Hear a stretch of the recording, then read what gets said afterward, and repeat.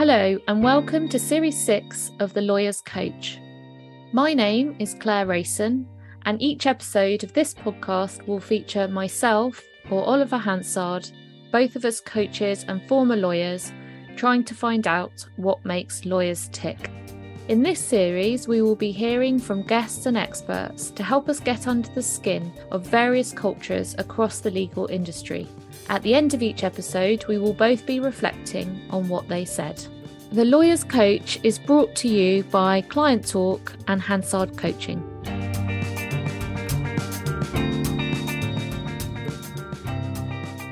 In this episode, Oliver Hansard speaks to Trevor Sterling, who is senior partner at Moore Barlow. They speak about imposter syndrome and confidence, and Trevor speaks about celebrating diversity. They even discuss challenge in the context of mergers. Trevor sets out why he believes culture is the foundation on which everything is built. So we always like to start with understanding your motivation to becoming a lawyer. So what prompted you to become a lawyer in the first place, Trevor? Well, I was very lucky in many ways because I didn't have a great experience at school. I left school when I was 16 or 17 without any real idea as to what I wanted to do. But I received a call from a careers advisor, and he invited me in, and he gave me three job options. The first was a warehouseman, the second was a tennis racket stringer, and the third was an outdoor clerk for a law firm. And I went with the third option purely by chance because I wanted to do something which was neither indoors or outdoors. And the idea of working for a firm which meant that I would pop into the office in the morning and then go out and deliver legal papers and things seemed like fun. So that's how I entered the legal profession. But actually, once in the door, I was able to work with some incredible lawyers back then. It was a firm called Rowley Ashworth. They were trade union lawyers. And I just felt this real sense of one belonging, I guess, but also ambition to do what they did, which was to help people and to fight for justice. So that's really what inspired me to go on and qualify. Amazing. And they helped you through that process, did they, to get you through to become a solicitor?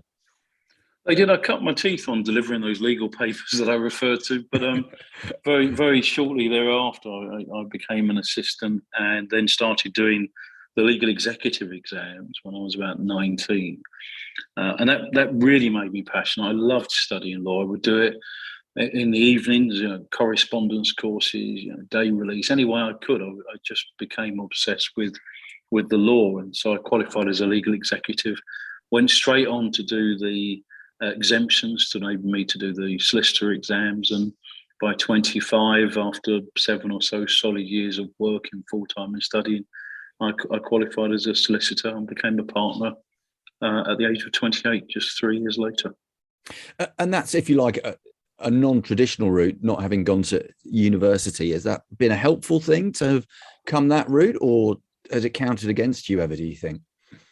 A bit of both, really. I mean, it's helpful in the sense that you're gaining practical and vocational experience at the same time as studying. So in some ways, when you're studying law, you're reading black and white, but actually, if you're living it, it adds colour to what you're studying. So from that point of view, it was really helpful. And also, it gave me more motivation to study because I knew what I was going to be doing once I'd qualified. But the downside is that if you haven't been to university, first of all, you've not done a massive exams at any one time, which the Law Society final was required to qualify as a solicitor. So that was all new to me. But also when you're in the profession, you do have this imposter syndrome thing because people around you are academically more qualified. And so it does require a certain growth in terms of confidence. So, a bit of both. But overall, I'm really proud that that's part of my background to have been a legal executive. And has that imposter syndrome popped out at times, or is it something you just managed during your career? Well, I certainly had to manage it carefully. I mean, there's the added dimension. Of course, I'm from an unusual racial profile in legal terms because I'm I'm a black lawyer, and certainly when I was starting out, there were very few. So I was always a bit, one of a kind. And back then, there was more overt racism and prejudice in society. So I had to battle against that. But equally, that was a fuel for me. It was a fuel for me to prove things to myself, but also prove things more generally. And so it's been an interesting journey. The imposter syndrome in me, well, I always say that I spent the first half of my career really conscious, I guess, of my difference. And I've spent the second half of it celebrating it. So it's something which now with experience, it becomes a lot less. I love that lens. Is that something that you think you've been able to do because of you and you maturing over time, or is that because of maybe the way the legal profession and the working world is matured itself? I think if there's a lesser expectation of you, then what that does is it drives you forwards to try and prove yourself. But I think once you've proven yourself in any particular task, then you're ready for the next task to go and prove yourself and the next task. So if you look at my career, I was always driven to want to be a really good lawyer, to be, a really fair partner, because I felt that I was going to be able to bring diversity to the partnership table. But actually, in terms of cases I've run, every one of them has added an additional challenge. I was involved in one of the largest high-profile class actions, the Jimmy Savile, the Algeria attack, Westminster terror attacks, went to the House of Lords and won. So I've never seen a challenge as an obstacle which I can't get around, because my foundations are built on understanding challenge and taking it on, and having the confidence that if you do that, then you can succeed, because everything in me is inbuilt to work that bit harder to prove myself. And how about that challenge of the merger of Moore and Barlow Robbins? Where does that sit in all the various challenges you've had in your career?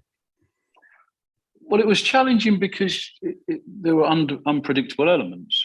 We were merging, and mergers of itself, if you're merging two organisations with similar ideologies and similar skills and discipline, that shouldn't be too difficult. Obviously, there are natural challenges that come with mergers, but of course, we were merging at the same time that there was an unprecedented pandemic. Absolutely. And when you think about that, it's not just the challenge in terms of running a business, because this was an impact across society. So society's behaviours changed in terms of those that might have wanted to merge and instruct our corporate division, but of course that they wouldn't be doing so. In terms of those that might have wanted to move home, or they wouldn't need property lawyers. So there was a major business impact. And of course, you've got the double whammy if you've got that on two businesses you've brought together and you're trying to integrate. So incredible challenges, and at the same time, all of our people, we had to allow them to work from home, trying to transfer the technologies to a home-based proposition. So it was incredibly challenging, but equally, these challenges, this was a challenge which everybody faced, and we had to get on with it. And the reason why we did get on with it successfully is because we were, well suited to each other. We had the same ideology, same principles, and desperately wanted to work together as one team. How about culture? What role did culture play in that? I suppose, first of all, that selection of one another as future partners, and then the merger itself. I mean, culture is the foundations on which everything is built. And before the merger happened, we recognised that we had a shared culture. So that was something which was an attraction and really gave us a solid base to get through the crisis, which was the pandemic. The pandemic was unusual, though. Remember, the pandemic is what brought people together, society. And in the workspace, because we all knew that this was an unprecedented challenge, it actually brought us closer together. We were very determined to make sure that our people in particular were looked after during this period. And so it was really a moment of togetherness, and that in some ways really, put that alongside the practical difficulties that compensated for that, because we were doing right by our people. So ironically, it actually helped you, pushed you on to bind the group together. Yeah, the thing with the pandemic and other situations like that is it's not what happens at the time, because there's a coming together. It's actually what happens after, when you get back to business as usual, because everybody's exhausted. And so the reality is it's what we've done since the pandemic, which has really meant that because we had a shared culture, we've been able to move forwards with an identified and shared vision for what we want our firm to be in the new world. And so that's the thing I'm proud of, that all of our people, all of the partnerships, the leadership team were able to get through this really difficult time and afterwards still work towards a shared vision and ambition. And so is there any one thing you might point towards that helped you do that, in terms of, I don't know, articulating that vision or different ways of ensuring you work together? Was there a trick to it? Well, the trick, I think, is, and it's something which should happen with any merger, but some might have put it off. We didn't. We started with our project to develop what was going to be our values and behaviours. We called it the Moore Barlow way. And so we put that, front and centre of our business. So the whole time we were working through this pressured environment, it remained our priority to develop our values and our behaviours. And that's what, at the end of it, we were able to look back and say, we've done this, and now business as usual entails us adopting these shared values and behaviours. And that's something which I'm really proud of. And is that done, or is that an ongoing process? It's never done, because identifying values is one thing. Ensuring you have the behaviours that support them is something which takes years. But to the extent that we've identified those values, it's done, and something which really proud of, and we're seeing it now in the way we think, in the way we operate our business. I mean, so for example, the values of our business are human first, stronger together, lead the way, and make it happen. And that became skeletal to our business. So we put our people first, that's human first. We work together, stronger together through a crisis, that's incredibly important. We lead the way, so that's our ambition, coming out and embracing the future. And making it happen is you've got to get it done. You've got to execute. So those values are really important for us to get through the crisis. And now, like I said about my career, once you face those challenges, you're not fearful of challenges. And so as a client, would I feel those values when I'm working with the firm? Oh, absolutely.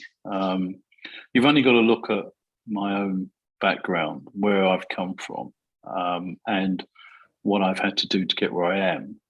If you've got that breadth of experience, which is why I think diversity in any business is important, then you can understand the people it is that you should be serving.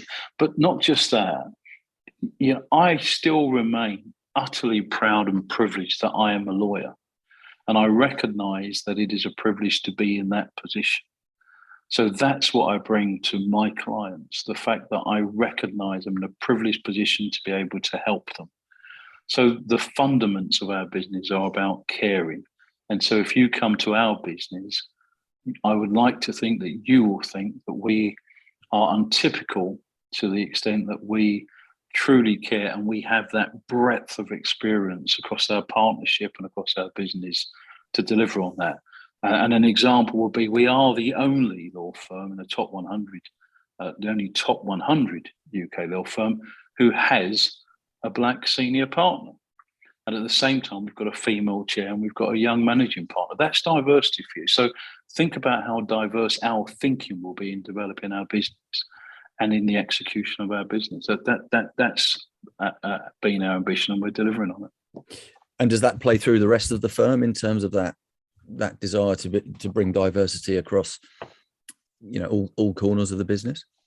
Well, we're still a new firm. It's only been since 2020, and one of the things I mentioned before is that values, you can define them, but in terms of behaviours, that's something which takes time to shape. So no, it's something which we're still shaping, but we're still a work in progress to that extent, and that involves our leadership, making sure that we do, walk the walk. I think we've done that by how diverse, the three senior members of our leadership are that I've just referred to. But there's still more to be done. And I think if you ever reach the point where you think you've done it all, then actually that's just complacency. No, we've got more to do, but I'm proud of the steps we've taken so far. So if I'm a young lawyer in the firm, what do you think the skills I'll need to have to succeed at Moore Barlow? So obviously it's the ability to be able to execute law, or to learn and then execute law. So we help to develop young lawyers that come in. All we ask for in return is their ambition and their industry. But above all, I think if you come into our firm with an open mind and an understanding that it's the clients that come first and our people collectively, and that it's not about your own self-interest in terms of being a lawyer. There's a much bigger picture to being a lawyer.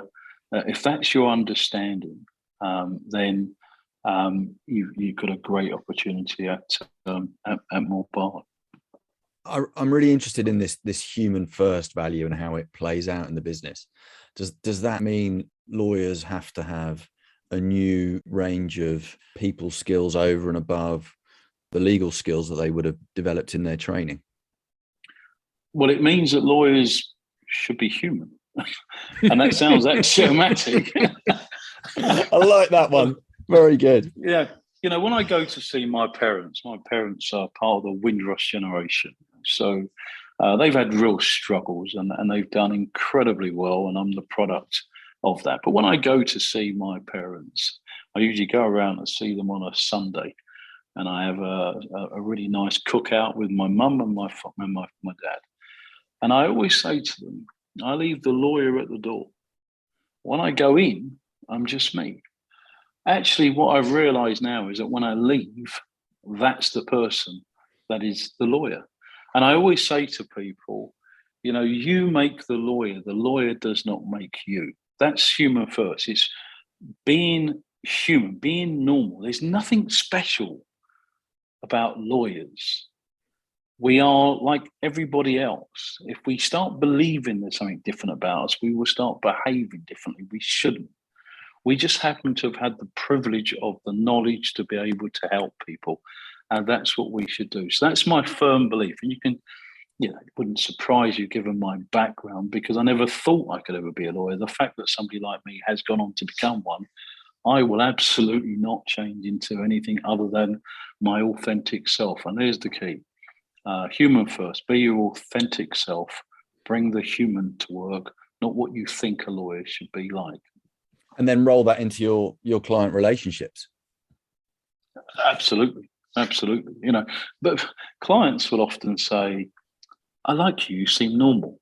Even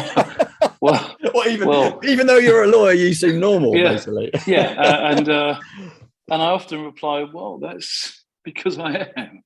And that's the thing, law as a profession over the years has kind of separated itself out, and there's a perception of lawyers. There's more for us to do to make sure that we are not seen as different. And the way to do that is to make sure that we are representative of the people that we support and serve. And that's obviously something you're actively encouraging across the firm. Diversity in terms of people, diversity in terms of thinking and execution, and being representative of those that we act for, so that nobody will come to us and feel that we don't understand them. We get it because we are them. That's really important. And so, yeah, but as I say, with all these things, these are behaviours that will take time to bed in. And as a new firm, one of the exciting things is that you have that opportunity to introduce change. If you're at a firm which has been around for 20, 30 years, it's a slower ship to be able to turn, a bigger ship to be able to turn. For us, we have the agility because we're new, which is great and exciting. And there's an acceptance of that novelty and the opportunity to change as a consequence, I would imagine. Increasingly so. The more people that behave a certain way, the more that others will follow suit, and that's something which we are seeing. Which means we have to remember that our values and behaviours are living and breathing. You don't just roll them out on day one and that's it. You have to keep going with them so they become, the rhythm of the business, and you have to make sure that you call it out when actually that's not happening. And so that's our philosophy. There's more to be done. But I sit here as somebody from an incredibly, as I say, unusual background, an unusual start, but never have I felt more comfortable, which is, a real kind of is evidence really of the kind of firm that we are. And I get the sense you bring that, as you describe, novelty into your role on a daily basis and use that to empower that change that you're driving. I bring it into how I live my life. I also run a charity, Mary Seacole Trust, which is about promoting social equality. I've been involved in charities for years. I'm a father and all of those things. So these are the things that are a product of my background and upbringing and experiences and what I've learned from my parents, from their hard start. And all of those things are what makes me myself. My authentic self is what I have to take into work and share my experiences. It will shape other people's experiences. And that's why I say diversity is really important, that we share our experiences. What you get out of that is something which is, quite incredible. It's a rainbow of productivity, and that's a really nice thing to see. So have you ever, your busy working life and charitable work and family life, have you ever stopped to think what success might mean to you and when you might think that you've achieved that? No. Great answer. Simply because whenever I've thought, that was a really good thing that I did there, would that be the thing that will mark my career? Then actually something else has come along. So when I went to the House of Lords, I never expected the whole Jimmy Savile experience. When I took on certain roles, I didn't expect to ultimately end up the senior partner. I think there's time for that when I've finished, to look back on my career and say, actually, that was 40 years or so, which I wasn't expecting to have. What's the legacy from that? And the legacy, I hope, will be that other, young people like me or of certain less socially advantaged backgrounds will think that they can have a career in law, because if I did it, they will feel that they can do it. And that's why I spend a lot of time in schools, particularly next month, which is Black History Month. I was at a work fair about 3 months ago, and the diversity of those that came around the table, because they didn't expect somebody like me to be sat there as a senior partner of a law firm. So it really is that I'm hoping that I can pull more people through. And I always say you push yourself and then you pull others through. And a great line, which may sound a little trite, but it's a line that I often use when I'm talking, is you aspire to climb the ladder, then you be the ladder. And so that's my simple philosophy on it. There'll be time for me to look back in due course. Hopefully it's a bit of way away, but there'll be time for that. Brilliant. Look, That's a really nice place to end. Thank you for your time and your thoughts and your inspirational stories. Trevor, you've been a fantastic guest. Thanks very much. An absolute pleasure. Thank you. So that was Oliver talking to Trevor Sterling. Oliver, what a fascinating guy and a great conversation. No, really enjoyed speaking to Trevor, and he was really open and honest about his journey through the law and the unusual route that he came through. It's interesting, isn't it? Because I think I'm reflecting to other professions, and often with, graduate recruitment programs, you're called upon to actually try different parts of the business and to have a stint on reception or to have a stint on the shop floor if it's one of the retailers. And actually, what a great perspective that he has as senior partner, having been in different roles in the organisation, having gone up the organisation. And I wonder whether it's not something that other firms should look to embrace a bit more readily. Absolutely. Why not? And then you can really understand how the organisation of a legal business truly works. And maybe that gives you, makes you better equipped to have those deep client relationships that lawyers yearn after so much as well. The other thing that struck me was this idea of culture being the foundation on which everything is built. And again, I think, in the context of M&A, I started life as an M&A lawyer. I think this point around culture is often overlooked, but it's often the thing that makes or breaks a merger. And it was really interesting that Trevor kind of shone a light on that and spoke about it. Absolutely. And he underscored that human first absolute that Moore Barlow are keen to embed into the whole organisation, to really make sure that they look after their people, because if their people aren't properly looked after, then it's really hard for them to look after their clients. So I thought that emphasis was fascinating, and it'd be great maybe to get him back to see how that journey goes and how they embed that over time as the merger really takes hold as well. Absolutely. Oliver, thank you so much for talking to Trevor, and thank you for listening. Next episode, I'm going to be joined by Elizabeth Rimmer. Elizabeth is CEO at Lawcare. Elizabeth is going to be speaking to me about the impact that legal culture has on mental health in the profession. Thanks for listening, and goodbye. Lawyers Coach is brought to you by Client Talk and Hansard Coaching. If you're enjoying this series, please rate us on your podcast provider so that others can find us. If you're a lawyer and would like to take part in Lawyers Coach, please visit our website lawyercoach.co.uk for further details. And you can also join the conversation on our LinkedIn group Lawyers Coach. If there are any topics you'd like to hear us discuss, then just get in touch.